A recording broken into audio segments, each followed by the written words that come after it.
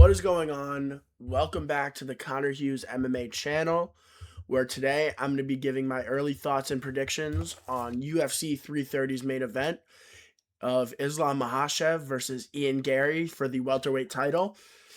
And I'm here to tell you that we picking Gary over here. We ain't chill with Gary. He ain't our guy, but we're picking him. I think these mutant welterweights are here to take over. I think that, and I think Islam got the hardest one to fight. I think he got the one with the best ground game.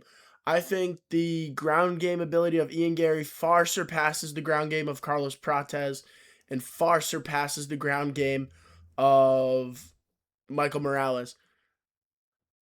I am very worried for Islam Makhachev in this fight. Islam Makhachev is known to go to the tie clinch a lot. That's a lot harder to not only get on a taller opponent, but it's also a lot harder to get in there safe without getting hit with uppercuts, with knees, with elbows. And I think that unlike Khabib, Islam Makhachev does get his face cut open. He does get marks and bruises. And I saw him in the fifth round go life and death with a 5'6" Alexander Volkanovski. Um, Ian Gary is not only a real welterweight in size, he's a big welterweight. A little scrawny, like his build is kind of like a little more Abby Nate Diaz. But Ian Gary also has a much better fight style to beat Islam Makhachev than Jack Della Maddalena has. Jack Della Maddalena is a get on the inside boxer who has decent takedown defense and decent grappling. I mean, people are going to say, no, he doesn't. Look what Islam did to him.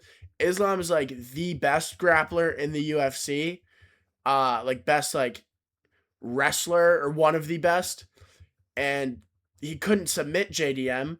And he was worried that if he tried to go for a submission, JDM would sweep or escape and get back on the feet.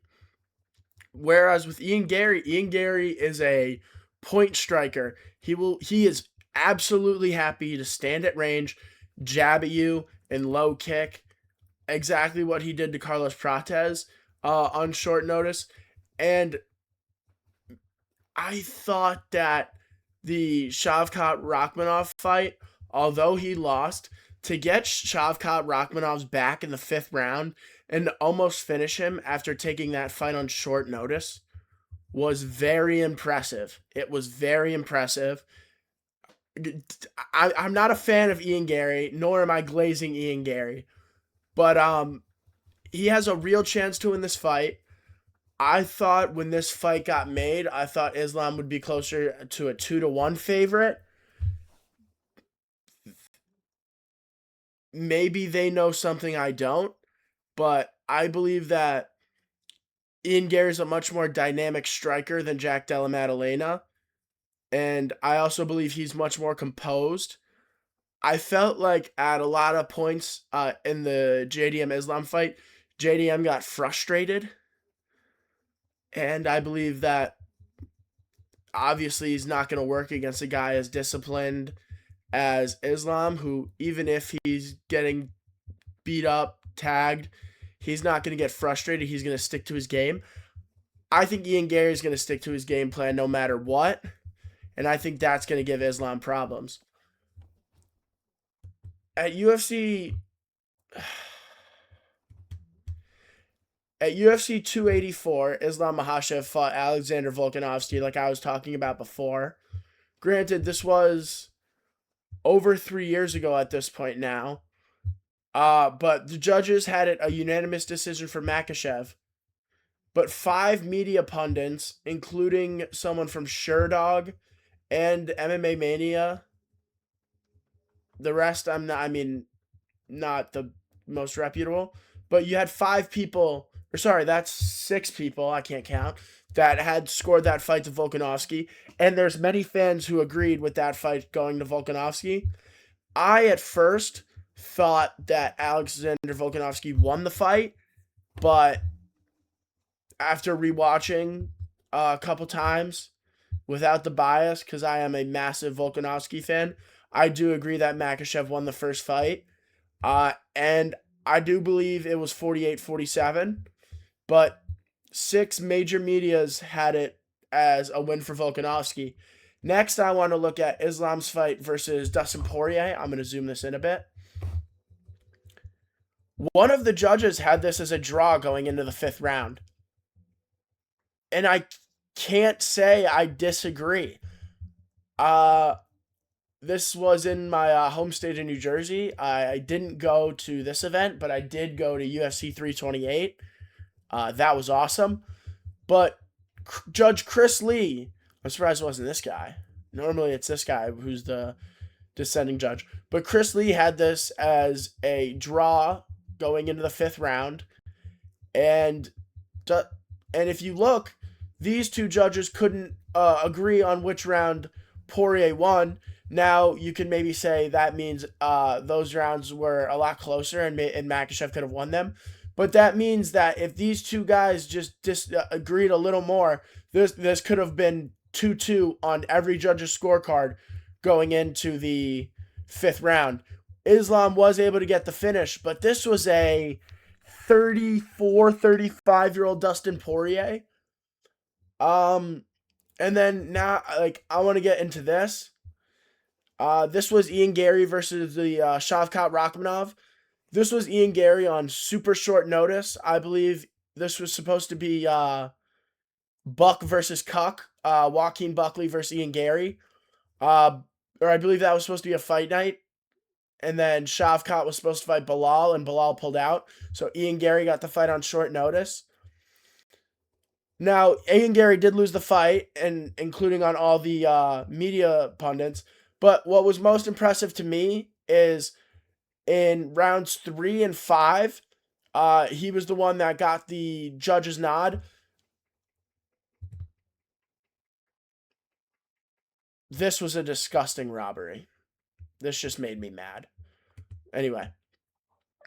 But Ian Gary winning the third round, that's a good round to win, I guess. I don't know what I was trying to say there. But winning the fifth round against a guy who had been training for a 5-round title fight while you were only training for a 5-round fight night main event where also on short notice you had to cut the extra pound. I thought this was another very impressive fight for Ian Gary. And then the last thing I want to get into before I get into how I think this fight is going to go is just looking at a few pictures. Here's Islam and JDM. JDM's a little bit taller. Here's Prates versus JDM. JDM kind of looks like Raul Rosas Jr. But here's Carlos Prates, probably 3 inches taller. And here's Gary and Prates with Gary looking down. Gary's going to be the much bigger fighter in this fight. And especially with these odds,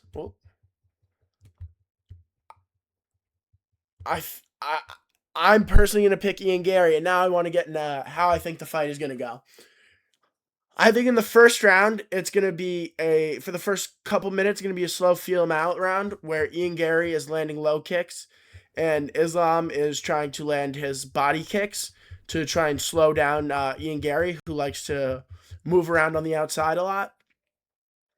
Second, I think Islam might land a takedown or hold him up against the cage during the last 2 minutes of this round. But I think it'll start 1-0 to Islam. And then I think in round 2, Ian Gary's going to be able to defend some of the takedowns by just avoiding them, by just pushing him off, by staying at range. I think his jab is going to get found this round. I think he's going to start trying to utilize his knees. I think he's going to try and start catching Makhachev's kicks.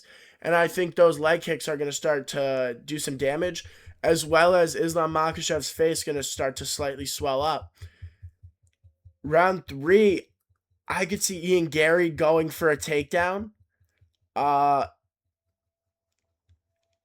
and then the championship rounds, I think that's where I think maybe the size difference is just going to take over because I believe after weigh-ins, I believe Gary will be able to get to a higher weight than Makhachev.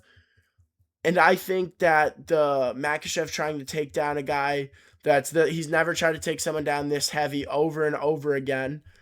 And I think he's going to have a hard time finding his range with the striking. And I think Ian Gary is going to win a 48-47 decision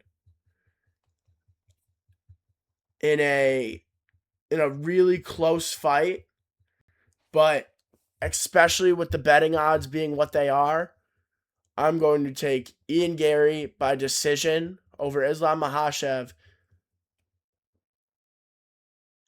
in the main event of UFC 330. He's going to get his get back for it. This didn't happen, by the way. This didn't happen. Fucking pisses me off. I hope if you liked to this way, if you made it all the way to the end, please like, subscribe. Have a good day, and I'll see you in the next video.